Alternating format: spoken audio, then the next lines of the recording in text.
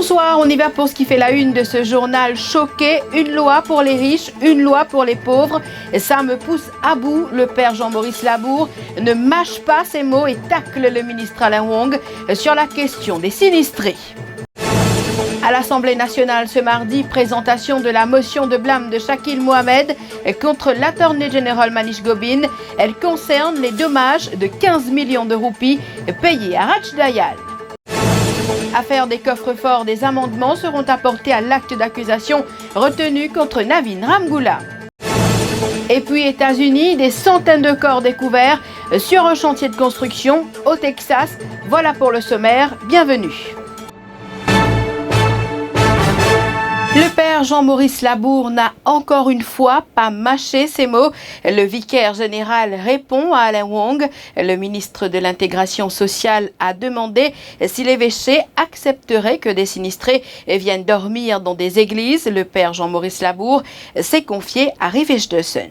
Jean-Maurice Labour trouve bizarre que des maisons ont été mises à la disposition des grévistes en quelques jours, alors qu'ils attendaient depuis 7 mois. Monsieur Wong a balayé d'un revers de main la solidarité que l'Église a avec les pauvres et il a dit que l'Église n'a qu'à accueillir les réfugiés dans les églises, les pagodes, les temples. Je trouve absolument bizarre que tout d'un coup, on a eu 5 maisons pour les 5 familles qui ont fait un sit-in dans le jardin de la compagnie. Alors pourquoi avoir attendu un sit-in dans le jardin de la compagnie pour leur donner des maisons qui étaient là depuis longtemps? Comment se fait-il que tout d'un coup, on a des solutions alors que cette solution attend depuis 7 mois? Le vicaire général ajoute ceci, il y a une justice à 2 vitesses dans le pays. Je trouve pas normal qu'on invoque les procédures pour ne pas donner une solution. Maintenant, ce qui choque absolument dans ce pays, quand on voit le laxisme et la facilité avec laquelle les personnes se donnent des millions et des millions de l'autre côté, alors qu'ici, on veut appliquer absolument, avec une rigueur absolue, des procédures pour économiser, pour que les pauvres puissent donner 15 000 roupies, 20 000 roupies, 25 000 roupies pour leur dépôt de maison. Il y a un côté, du côté des pauvres, une rigueur absolue, et de l'autre côté,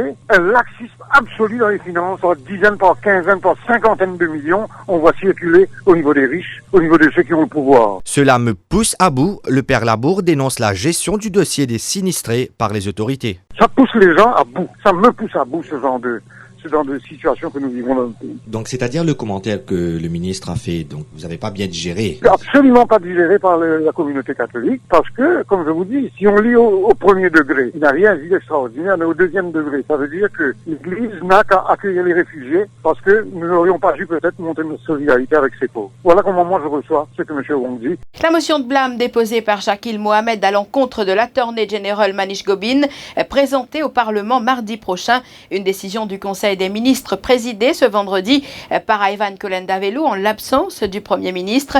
Pravitt Jugnauth est actuellement en voyage privé. Cette motion déposée par le chef de file du Parti travailliste concerne le paiement de 15 millions de roupies de dommages à l'ancien ministre Raj Dayal. La poursuite pourra apporter des amendements à l'acte d'accusation retenu contre Navin Ramgoolam dans l'affaire des coffres-forts. Une requête agréée par la Cour intermédiaire ce matin. Les magistrats Pranesh Paul et Navina Parsuraman sont d'avis que l'ancien Premier ministre ne souffrira d'aucun préjudice car ces amendements interviennent au tout début de l'affaire. Maître Rachid Amin, Deputy Director of Public Prosecutions, qui représente la poursuite, pourra donc introduire un passage dans l'acte d'accusation selon les dispositions de l'article 8 de la FIAMLA. L'affaire a été ajournée au 21 septembre prochain. Sur 23 charges, vous avez plaidé non coupable et une ruling qui est rendue en faveur de la poursuite. Donc, vous pensez de sa décision? Mais nous, mon avocat, je vais penser que c'est un peu de tort pour le bureau de DPP après presque 3 ans et demi, mais dans une nouvelle chose.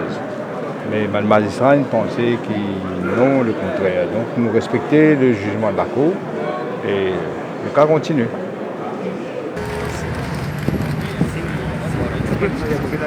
Et dans l'affaire Balcoulaire, les 3 avocats de Raj Dayal, maître Gavin Glover, Yanila Munshiram et Didier Dodin se retirent du procès intenté par la commission anticorruption. Lors de l'appel du procès en cour intermédiaire ce matin, maître Gavin Glover a fait savoir que Raj Dayal ne veut plus de ses services et celui de ses 2 autres collègues. L'ancien ministre du MSM sera désormais représenté par maître Ravi Rotna et Avineshwar Dayal. Les agresseurs de Shyam Krishna Ramgoolam courent toujours. Une semaine après la mort de ce boutiquier de Vallée des Prêtres, la police n'a procédé à aucune arrestation. Pendant ce temps, l'état de santé du fils de la victime, Arvind Singh Ramgoolam, s'améliore. Le suspect interpellé mercredi dernier a été autorisé à partir quelques heures après son interrogatoire par les limiers de la CID de Port-Louis Nord. Il s'agit d'un habitant de la région âgé de 25 ans. Ce dernier a expliqué qu'au moment des faits, il a été lui-même victime d'un vol alors qu'il se trouvait à la Cité La Cure pour se procurer de la drogue. Zodi Doucema, Djimé vivant, thème de la 3e édition du Walk Around Mauritius 2018, une campagne pour sensibiliser les jeunes sur la sécurité routière. Ainsi, 175 jeunes, dont une vingtaine venant de plusieurs pays d'Afrique, sillonneront l'île à pied sur 245 km. L'initiative revient au ministère de la Jeunesse et des Sports, une marche qui durera 9 jours du 20 au 28 juillet.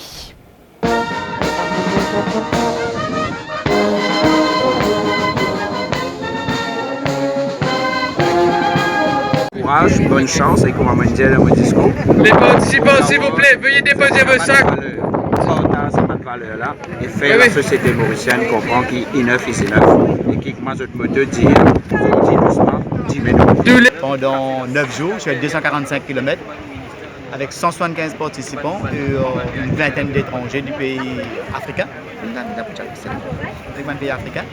Et nous payons aussi sensibiliser les jeunes le problème de road safety.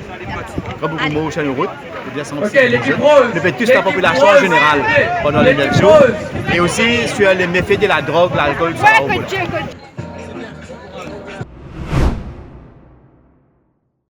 Sur un chantier au Texas, des archéologues ont fait une découverte assez macabre. 95 corps enterrés là depuis de nombreuses années. Les premiers restes ont été découverts en février. Depuis, des analyses ont été réalisées et ont révélé qu'il s'agissait probablement de personnes noires qui se trouvaient dans des camps de travaux forcés après la fin de l'esclavage.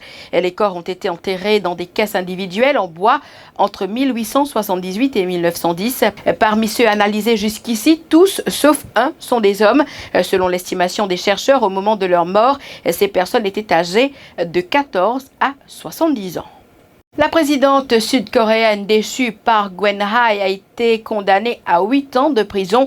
Cela pour avoir en particulier bénéficié illégalement de fonds des services de renseignement, une peine qui s'ajoute à celle qu'elle purge déjà. La femme de 66 ans est déjà en prison après sa condamnation en avril à 24 années de réclusion pour abus de pouvoir et corruption dans un énorme scandale à tiroir qui avait suscité des manifestations monstres. Les peines n'ont pas été confondues, ce qui signifie qu'elle doit purger un total de 32 ans derrière les barreaux.